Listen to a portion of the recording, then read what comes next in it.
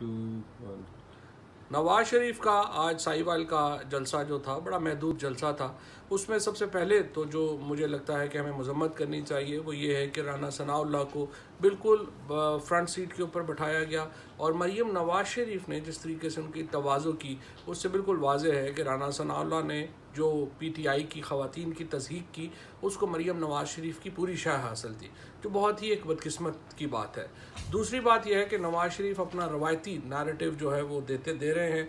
उन्हें तमाम जो मामलात हैं उनके पीछे साजिशें नज़र आती हैं। सिर्फ ये साजिश का पता जो पूरा पाकिस्तान करना चाहता है, जिसका जवाब नवाज शरीफ देने को तैयार नहीं है कि उनके बच्चों की 16 कंपनीज़ के अकाउंट्स में 300 अरब रुपया कहाँ से आया, लंदन में उनकी प्रॉपर्टीज़ का सोर्स क्या है।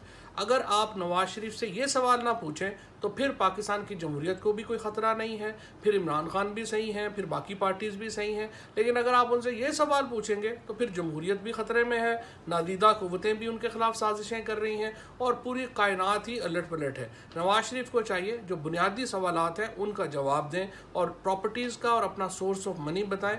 उनके ख़िलाफ़ कोई साजिश नहीं कर रहा, वो ख़ुद अपने ख़िलाफ़ सबसे बड़ी साजिश कर रहे हैं।